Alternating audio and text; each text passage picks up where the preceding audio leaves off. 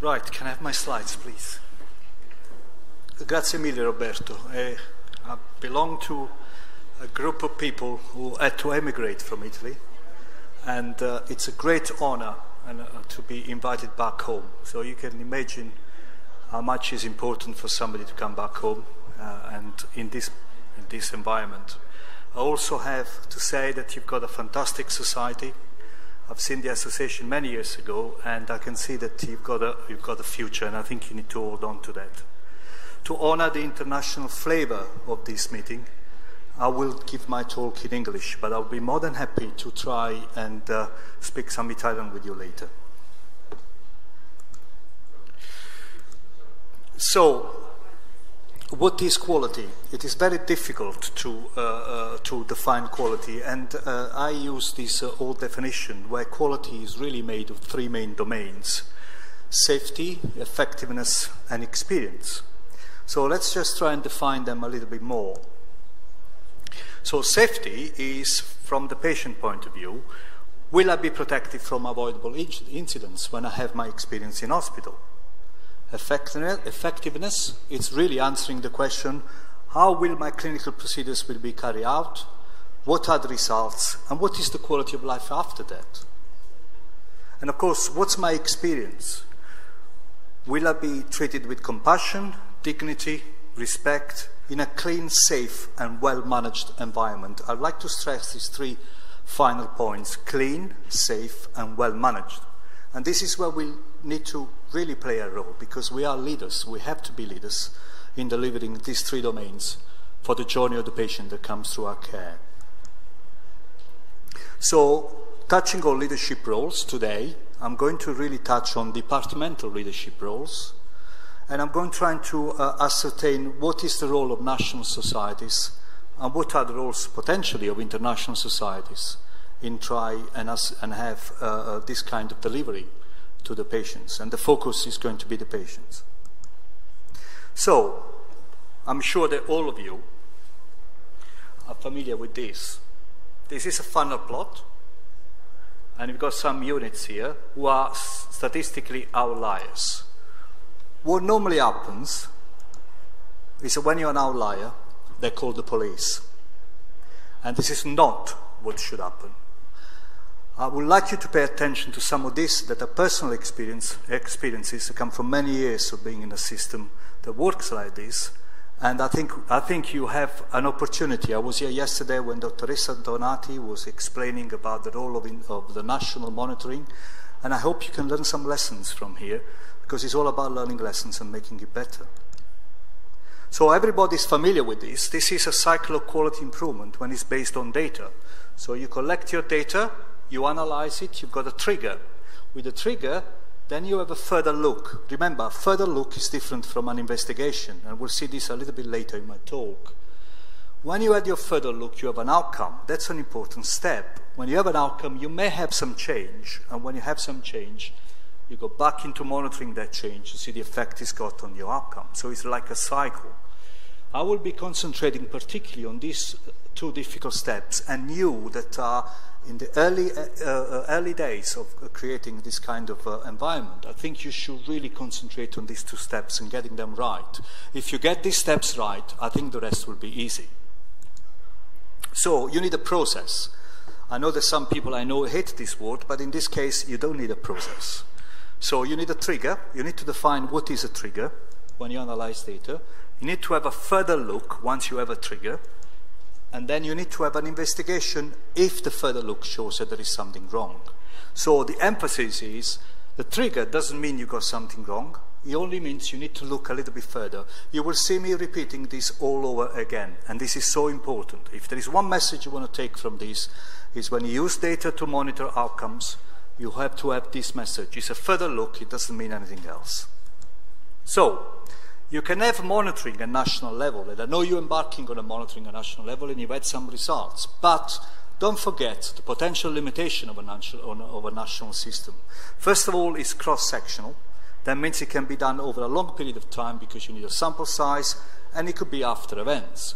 Let me show you a real example. So, this is a hospital level blood plot which is risk adjusted. Where you go here, you've got the cumulative excess mortality, and this has got time.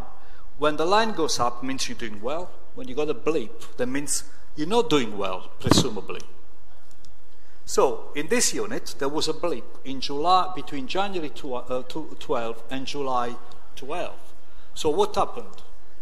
This unit received the national analysis for 3 years, 2011, 2014, only in July 15. So, when this data was received, the unit had already improved. And what it means is, you've got a national system that only 3 years later said you had a little bit of a problem here. You could have gone having even more problems, but you wouldn't have known. You have to wait for 3 years. And even better, the external regulator turned up in December 15, telling the unit how wrong the unit was, when the unit was actually doing fine. So you've got to be careful about this. And how can you be careful? You need to create a local system to prevent this happening, to spot it before the national system, and to work with the national system. So, how do you monitor clinical outcomes at local level? In the next few slides, I'm going to give you some ideas of what you actually need to develop and need to invest some time, in my view, to do it, because you can protect your unit, your patients, your reputations, and your outcomes. So the local monitoring is longitudinal. It has to be near real time. You have to accept that it has to have false positives. That's why you need the culture of further look, because you're going to get some false positives, which you investigate, which you learn. There is no culture of blame. It's like the aviation industry. They learn from mistakes without blaming people. So, you need a unit policy for monitoring. You need to define that a priori. You need to make sure that you know what you're going to do. You need tools for monitoring the outcomes. You need a process for further look and for investigation, which is agreed by all stakeholders, so that if I have a problem at a particular time, I don't have a colleague that I don't like, that seems like he's having a go at me. This is a protocol, it's a process that we have actually agreed in the unit before. And you also need some agreed actions once you have some outcomes. So you know that you're going to investigate, you know that you're going to have a look at some outcomes, and let's give you some examples of what can be done. So the first thing, you need to decide what quality indicators you need to monitor. And I would suggest to you that you need a mixture of three. You need the clinical outcomes, for instance, mortality endpoints, reoperation for bleeding, or some very fixed binary endpoints. But you also need process measures, like time for referral to interventions. There are some healthcare communities that are ill-served. Patients wait a long time on the waiting list. This is a good measure of the process. But you must concentrate also on patient experience. In the end, it's like a customer experience, so we need to know what our customers feel like, and they have to have a good experience through a difficult time of their life. So, unit policy for monitoring has to be agreed with consensus. Everybody needs to sign up to it. So you need to decide which outcomes you're going to have. There can be a mixture of outcomes at individual level, outcomes at team level, outcomes at unit level, and should be a combination of indicators of all the three domains I referred to earlier, like safety, effectiveness, and patient satisfaction. But what's the point of having outcomes unless you have what is the expected performance? You need to decide what is expected. I'll give you some examples of how even national bodies can get it wrong. So how do you formalize expected performance? There are many methods. You can have a statistical process. We've seen a funnel plot. You can have a chart. You can have a longitudinal chart. You can look at academic literature. You can look at national guidelines and policies. But also you can look at national, international benchmarking initiatives in which the European Association of Cardiothoracic Surgery is actually leading. And I'll show you some examples how it can become quite useful. So, what tools do we need in a department to monitor outcomes? We'll need clinical indicators. We need ways of analyzing mortalities when things go wrong. We need morbidity and near misses critical incidents. And we need a unit-wide quality meetings. I'll explain a little bit more about this. The concept is the same when something goes wrong on a plane. Every little mistake, every little incident in aviation is analyzed without blame and is shared, and people learn from it. And that's why you have millions of flights with 300 deaths in 2013, and you've got hundreds or thousands of deaths throughout the healthcare system, either in UK or in the States, because this system is not adopted. So, for clinical indications, you can usually use clinical dashboards, where you put some data in real time, and everybody in the team can look at the data. Let's say reoperation for bleeding, or time length of stay for coronary artery bypass grafting. You need runs plot analysis. I will show that in a minute. It's an analysis that shows you where you're going in real time, whether you're going up and you're deteriorating, where you're going down, and you can put some sensitivity indices. But you also need risk-adjusted outcomes. Mortality analysis is very important. One of the ways to do it is the one that was pioneered in the Michigan institution by Rich Prager, which is the next president of the STS. But the principle is to have a phase of care analysis, where you look at the mortality from the time the patient came into hospital, about the preoperative assessment, about the indication for surgery, and throughout the process. And you can actually value and learn whether some areas have been less than satisfactory, and you can disseminate the information. So the emphasis is to identifying learning opportunities. You have to have real-time clinical governance. In Birmingham, we had problems. We have a real-time clinical governance used to happen every day of the week, now twice a week. It's chaired by an anaesthetist, and it's important to empower people in the team that are responsible, like you are, for the patients, and not just everything to do with the surgeons. Here, anybody anonymously can write a form out of excellence of a problem that can be discussed, and a number of action points can happen. It's very effective. You have to have a hospital risk management system. Things are going to go wrong. You need to have a protocol by which things are handled properly. And of course, you have to have quality meetings where you educate your staff, where you get people from outside to talk to you, and where you can discuss policies and guidelines, agree them, educate people, and disseminate them. So let's just talk about the further look. Before you do an official investigation on an individual, on a hospital, on a healthcare system, when you got data that shows you that you might be an outlier, you need to have a further look. So a further look is a trigger. It's only an indication where a further look is required. It's not an indication to put people in jail. In a local framework, the rate of false positive is going to be high. So you need to accept that you're going to be looking all the time, and most of the time, you're not going to find anything. That's healthy, but it's only healthy if you change the culture of the people that actually do the job. The further look has to have also a clear structure, and the number of further looks should be kept to a minimum. So it's a bit of a problem here, but it's important that you disseminate the culture. And what you normally see is at the beginning of your journey, you'll have more further looks, and when you become more mature, you're going to have further looks that are more important in areas that are more relevant. What is the methodology to do further looks? So the first thing is about checking the data. When you check the data, you need to make sure that there is case ascertainment.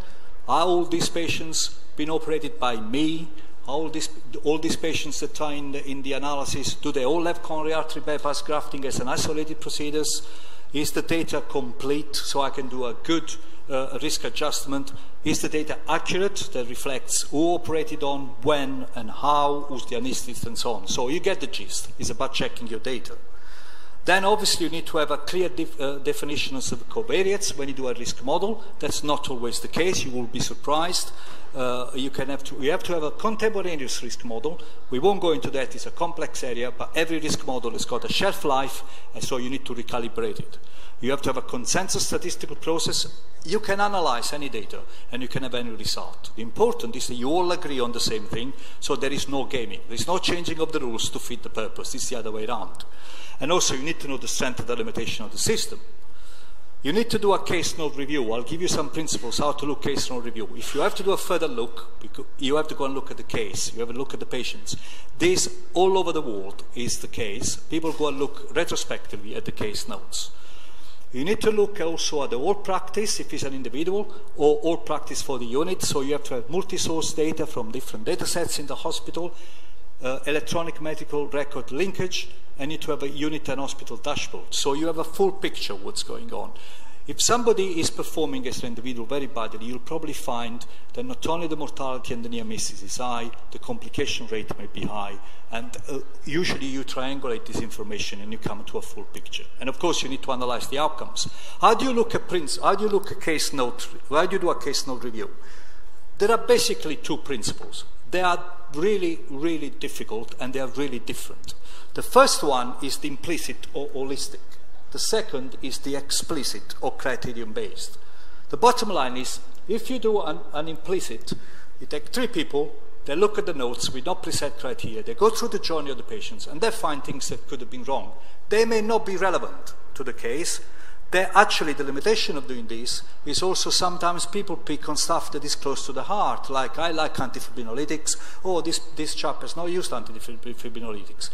Best way to do case note review is the explicit criterion. So this is against standards. So do we know that all the patients should receive aspirin after coronary artery bypass grafting? That's a standard.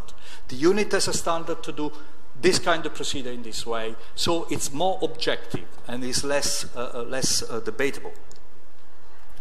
And then what do you do after further look? You can have a series of outcomes. What are you going to do? So the first outcome is you find more commonly that there are no issues. When you have no issues, it is absolutely important to give a positive feedback. Somebody is going through a process where it's been looked at as an individual. A unit is going through a process when it's been looked at as a unit. The newspapers have come out. You have no issues. You've got to give a feedback. You can find issues with the process, in which case then you go to the evidence base. You adjust your process. You do your change, and then you start monitoring again.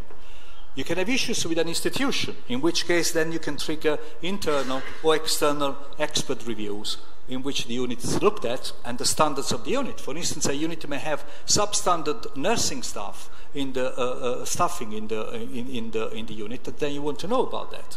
But also you can have issues with individuals, and then we have in the remit of dealing with individuals' performance. This is a very difficult topic. You've got to do this properly. There is reputation, there are patients that are paramount, there are legal issues. It's very important you do it properly.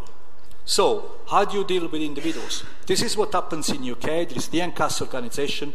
The bottom line is that you have to finalize terms of references for that interview, for that review. You have to appoint a case manager. You have to appoint a case investigator. You have to report the documentation. You cannot investigate whether the individual has got a Ferrari or he's got private practice. You have to be limited. You have really to be focused on what is the issue. And then this is how you write your terms of references. It's important that you identify which matters are you investigated, which matters are not to be investigated. This is the way it happens in UK. The bottom line is you need to be focused because these are very important investigations. And again, after this, you can still have an outcome where there are no issues. What's the role? We talked about department, and it's important. If you develop this, you protect yourself against the national outlying status. Is there any role for national and international societies? I would say to you, yes. Some are complementary. So, national societies and international societies need to set the standards. And it's important you do that because those are the standards that are for your healthcare, for your budgets, and for your economics. But also the international societies can set goals that are sometimes not in agreement with the national society, so they are aspirational goals. National and international societies have a role for educational leadership. Then we need to be trained, we need to be educated, we need to educate our teams. Accreditation. So it's possible that national and international societies can have a leadership role in which they accredit for quality units if they got the infrastructure to do so. And of course, the most important one is to support. If an individual, a unit, or a healthcare system is in trouble, they don't need the whip, they need support. I can tell you, it's the thing that is missing most. You need to be supported to come out of your trouble, you need to be supported to identify what is your way forward, you need to be supported that you can carry on.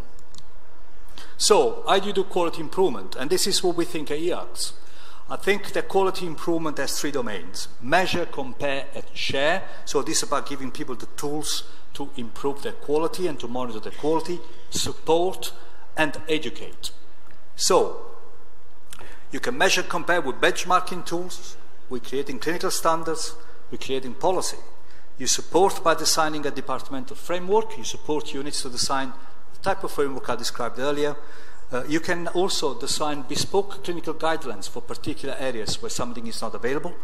And also you can have a rapid response team that can go and support the unit when they're in trouble.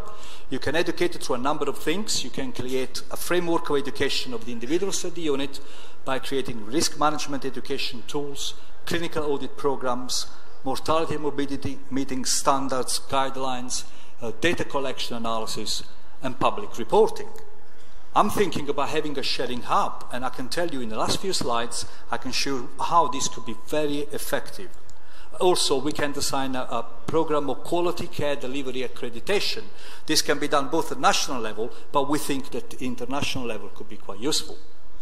So, my hospital received a Care Quality Commission inspection in December 2015. I also had an external review, funnily enough, by the same individual. And the external independent review and the CQC reported that we had excessive post-operative bleeding. I was the audit lead at the time, and I was scratching my head. How can you define excessive?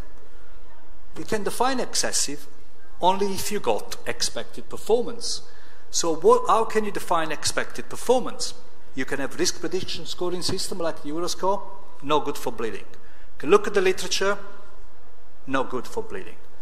Then you can have benchmarking tools. Well, there are none in UK. We report our mortality. We don't report very well our reoperation for bleeding. So how do they come to that conclusion? So what I did is I went to the quality and outcome program which I lead, and I looked at the database, and I looked at the 12 units, one of which is ours, reports reoperation for bleeding rates for CAPAGE for the 3 years we were investigating. And you can see that we're in red. Can I ask a show of hand who thinks that we would be an outlier? Nobody? Well, we added the 3 upper standard deviations. I added the 2 upper 2 standard deviations. Nobody is an outlier. There is a variation. There is a natural variation. This is how a benchmarking facility can actually drive your quality and can actually protect you if you actually report the data accurately. We were not outliers, but they came and they told us that we had excessive bleeding. Let's stick on bleeding. You can have a situation in which you're monitoring your own bleeding with an international system, with your database. Actually, you find that you are an outlier. So you go to the sharing hub and you find a protocol for dealing with bleeding. You implement that protocol and you have run analysis. You can see in real time whether that protocol is having any effects. So this is real-time quality improvement through data. We can do a bit better than this. I've just noticed that there is a variation in the centers that report the operation for bleeding for coronary artery bypass grafting in Europe. You can see there is quite a significant variation. Sometimes you don't need to be an outlier, but actually reducing variation can actually improve quality. How can we do that? Well, we can construct consensus guidelines. EACTS and EACTA are writing guidelines. Those guidelines can be implemented, and the tools we have can allow you to monitor the change, and you can have a continental quality improvement program by providing data. So it's very important that data is at the basis of some of these. Finally, this rather busy slide, I only talked about some aspects of quality, but aspects of quality are quite important and are quite multifaceted. You can have performance measures, you can have a number of protocols in the unit, you can have institution, staffing, and you can have all outcomes here. You can then look at all the ways the outcome can go wrong. This is only a busy slide to show you the domains are quite complex, but you have to embrace this if you really want to improve the quality. Sorry, thank you.